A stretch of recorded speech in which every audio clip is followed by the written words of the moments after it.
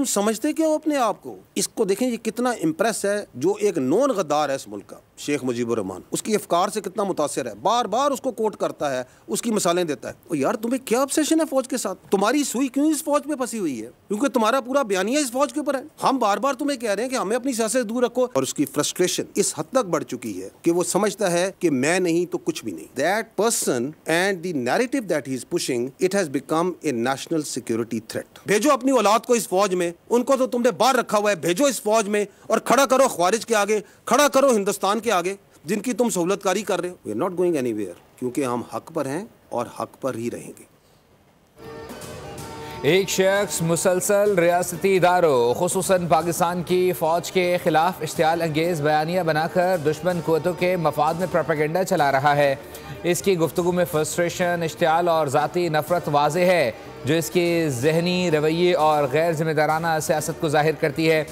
पाक फ़ौज की साख और रियासती इदारों पर मुल्क दुश्मन बयानी के खिलाफ DGISPR का गैर मुतज़लज़ल मौक़िफ़। लेफ्टिनेंट जनरल अहमद शरीफ ने कहा कि एक शख्स बार बार मुल्क दुश्मन किरदार शेख मुजीबुर रहमान को मिसाल बनाकर उसके अफ़कार को फ़रोग़ देता है, जो इसके असल नज़रियाती झुकाव को बेनकाब करता है। कहा इस शख्स के पास एक सूबे की हुकूमत है, मगर अपनी गवर्नेंस और कारकर्दगी पर बात करने की बजाय फ़ौज पर मुस्तकिल हमले करना इसकी सियासी हिकमत अमली बन चुकी है।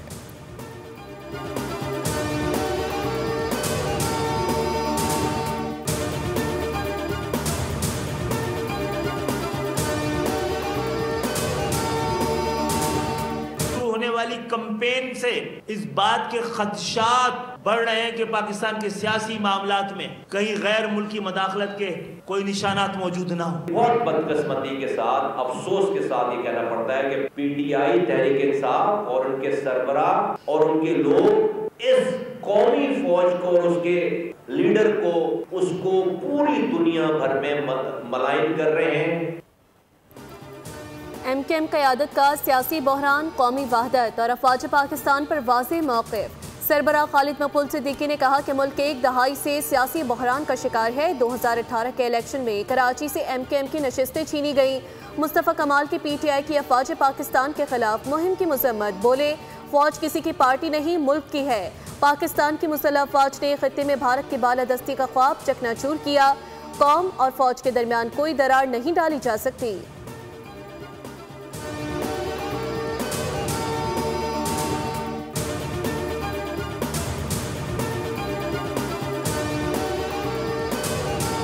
नवाज शरीफ की जमात मुस्लिम लीग नून ने सिर्फ एक ही शार अपनाया और वो तामीर और तरक्की का था। आप पूरे पाकिस्तान में जाएं, आप जहां जहां जाएंगे आपको चप्पे चप्पे पे तामीर और तरक्की के निशान नजर आएंगे। नून लीग की क़यादत अवामी खिदमत के लिए हमेशा मसरूफ़ अमल है। इंतखाबी मुहिम में अवाम से किए गए वादे पूरे कर रहे हैं। लाहौर में वफाकी वज़ीर इत्तलात अता का खिताब। कहा हल्के में बुनियादी सहूलतों के मनसूबे मुकम्मल किए जा रहे हैं। मुल्क की तामीर और तरक्की हमारा शेवा है। मुल्क के हर बड़े मनसूबे पर नवाज शरीफ की तख्ती लगी हुई है।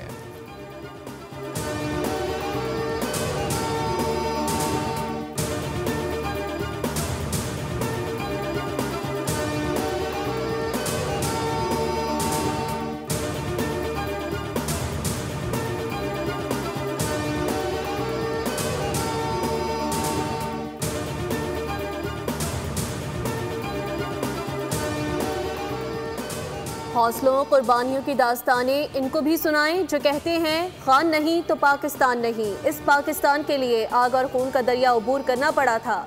लाखों शहीद हुए, असमतें लुटी, लाखों दुश्मन के हाथों अगवा हुई। वज़ीर दिफा ख्वाजा आसिफ का ट्वीट। कहा कि सियालकोट आएँ, आपको जम्मू कश्मीर के मुहाजिरों की कुर्बानियों की दास्तानें सुनवाऊं। पूछें उन्होंने रसूल आकाए दो जहां नबी आखिरुल ज़मां सल्लल्लाहु अलैहि वसल्लम की सुन्नत किस तरह अदा की। पाकिस्तान नहीं तो हम नहीं, ये नारा हमारे शहीदों और गाजियों की ज़बान पर है।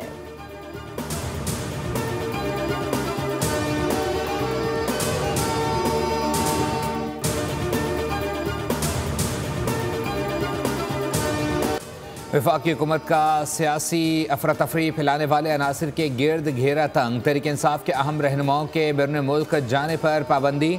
नाम एग्जिट कंट्रोल लिस्ट में डालने की बाज़ाब्ता मंजूरी दे दी गई। ज़राए के मुताबिक बानी PTI शामिद कुरैशी, उमर अयूब, फवाद चौधरी, शिबली फराज, अली अमीन गड्डापुर, शहरियार आफरीदी, उस्मान डार के नाम ECL में शामिल।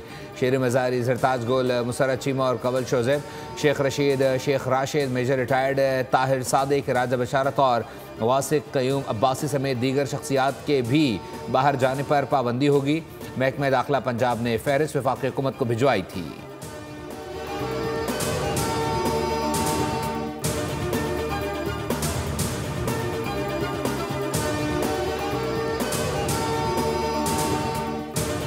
बनाया जाता और वो पॉलिटिकल नैरेटिव बनाया जाता है against state of Pakistan, against Pakistan armed forces, against field marshal himself. ये जंग जो है ये हम सबकी जंग है कि बलूचिस्तान में लोग अपने फोर्सेस के साथ थे, अपनी फोर्सेस के साथ हैं, अपनी फोर्सेस के साथ रहेंगे। तो मैं समझता हूं कि हमें रियासत को कमज़ोर करने वाला बयानिया जो है उसको तर्क करना पड़ेगा। बलूचिस्तान में कोई ऑपरेशन नहीं हो रहा, हुकूमत और करप्शन से नाराजगी हो सकती है लेकिन रियासत का कोई गुनाह नहीं। इस्लामाबाद जैसी तरक्की पंजाब के छोटे शहरों में भी नहीं है, लेकिन बलूचिस्तान का नाम लेकर इसको महरूमी या ज्यादती का नाम नहीं दिया जा सकता। 30 साल से झूठ का प्रचार करके पाकिस्तान को तोड़ने की बातें की जा रही हैं। वज़ीर आला बलूचिस्तान सरफराज बुगटी की इस्लामाबाद में प्रेस कॉन्फ्रेंस, कहा सरेंडर करके कौमी धारे में आने वालों को खुले दिल से वेलकम किया जाना चाहिए। कहा जिस फील्ड मार्शल ने कई गुना बड़े दुश्मन को शिकस्त दी उसके खिलाफ बयानिया बनाया गया जो अफसोसनाक और काबिल मुज़म्मत है। वज़ीर आला खैबर पख्तूनख्वा को मशवरा है कि सूबे के शहरियों की ज़िंदगी बेहतर करने पर तवज्जो देनी चाहिए।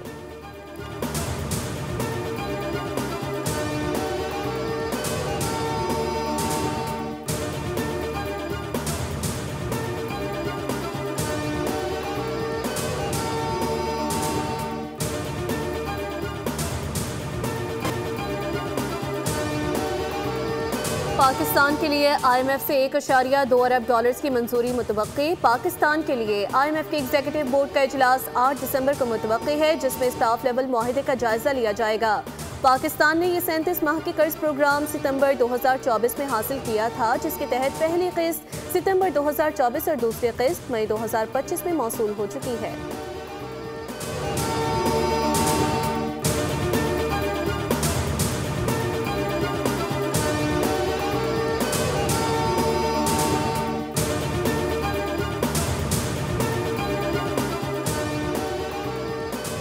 वज़ीर दाखिला मोहसिन नकवी लंदन के दौरे पर रवाना। बरतानवी हुक्काम से हम मुलाकातें करेंगे। साबिक मुआविन खुसूसी शहजाद अकबर और आदिल राजी की हवालगी का मामला भी ज़ेर गौर आएगा। गुज़िश्ता रोज़ मोहसिन नकवी ने बरतानवी हाई कमिश्नर से मुलाकात के दौरान भी ये मसला उठाया था। वज़ीर दाखिला इससे कबल दोनों अफराद की हवालगी से मुतालिक ज़रूरी दस्तावेज़ात बरतानवी हुकूमत को फराहम कर चुके।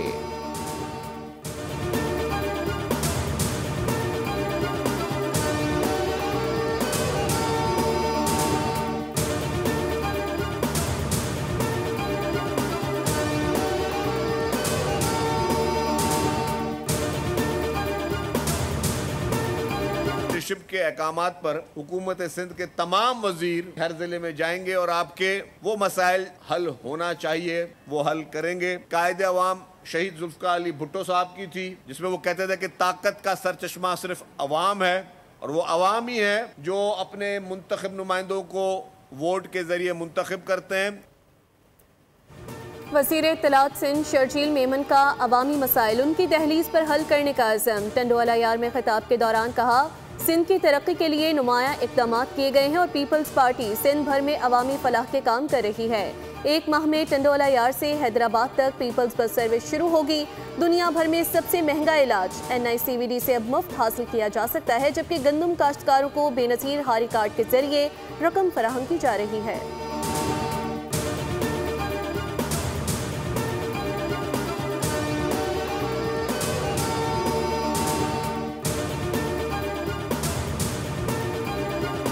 जिस तरह पूरा शहर खुदा हुआ है, गटर बह रहे हैं, सड़कें टूटी हुई हैं। आप अंदाजा लगा सकते हैं क्या कुछ होता जब इलाकों में पानी आता है, सड़कों पे पानी बह रहा होता है। आप ना लोगों को, कराची के आवाम को इख्तियार देने के लिए तैयार है, ना बल्दियाती इदारों को इख्तियार देते हैं, ना आप वसाइल देने के लिए तैयार हैं। ये है आपकी जमहूरियत। लेकिन आप 18वीं तरमीम के बाद भी वसाइल देने के लिए तैयार नहीं है और कराची में हमारे मासूम बच्चे गटरों में गिर रहे हैं, जान दे रहे हैं।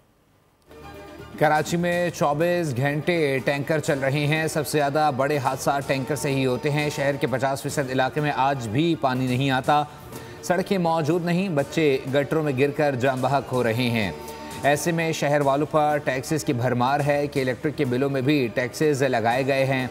अमीर जमात इस्लामी कराची मुनम जफर की प्रेस कॉन्फ्रेंस।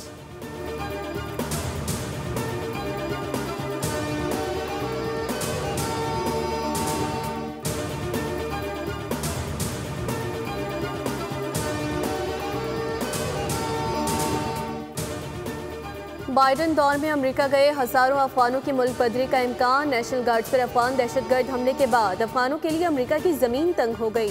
ट्रंप इंतजामिया की जायजा कमेटी रिपोर्ट जल्द जारी होने का इम्कान। अमेरिकी महकमा दिफा के मुताबिक 2 लाख अफगान बाशिंदे बगैर किसी जांच पड़ताल के अमेरिका में दाखिल हुए। बाइडन इंतजामिया के गलत फैसलों से अमेरिका में अफगान जंगजू दाखिल हुए। बेदखली का फैसला हुआ तो महकमा दिफा, खारजा, होमलैंड सिक्योरिटी मुश्तरका ऑपरेशन करेंगे।